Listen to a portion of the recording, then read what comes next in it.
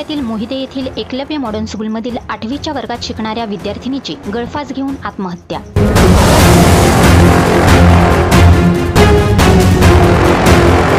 आत्महत्येचे कारण अद्याप अस्पष्ट।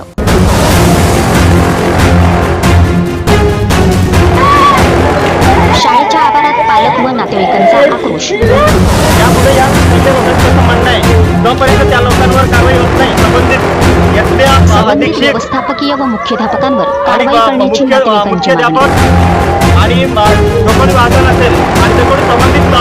मागणी। आदिवासी विकास विभागातील शहादा तालुक्यातील मोहिते येथील एकलव्य मॉडर्न स्कूलमधील 8वीच्या वर्गात शिकणाऱ्या 13 वर्षीय विद्यार्थिनीने शाळेतच गळफास घेऊन आत्महत्या केल्याची धक्कादायक घटना घडली आहे।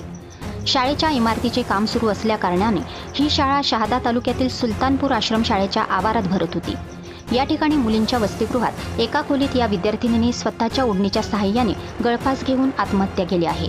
मयत विद्यार्थिनी ही धडगाव तालुक्यातील अट्टी या गावचे मूळ रहिवासी असून सकाळी तिच्या मैत्रिणींनी रूम उघडल्यानंतर हा प्रकार समोर आला।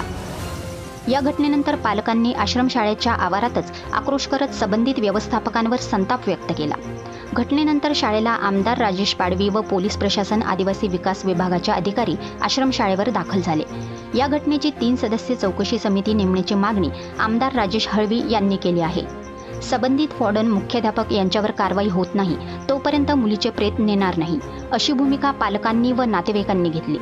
या प्रकरणी 3 सदस्य चौकशी समिती देण्याचे आश्वासन प्रकल्प अधिकारी चंद्रकांत पवार यांनी दिले।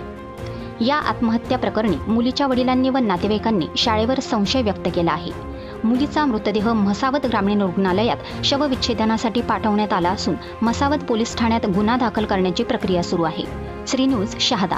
Eklavya model residency school Sultanpur या ठिकाणी उषा वसावे नावाच्या 8वी इयत्तेमध्ये शिकणारी राहणारी धडगाव या मुलीने सकाळी गळफास लावून आत्महत्या केल्याची माहिती आम्हाला मिळाली।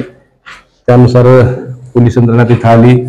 आमचे प्रकल्प कार्यालयाचे पीओ साहेब आणि एपीओ आणि सर्व इथले शिक्षक सर्व त्या ठिकाणी आले आणि मी देखील मला माहिती मिळाल्यानंतर मी देखील त्या ठिकाणी आलो आणि आई वडिलांना त्या ठिकाणी बोलून घेण्यात आलं।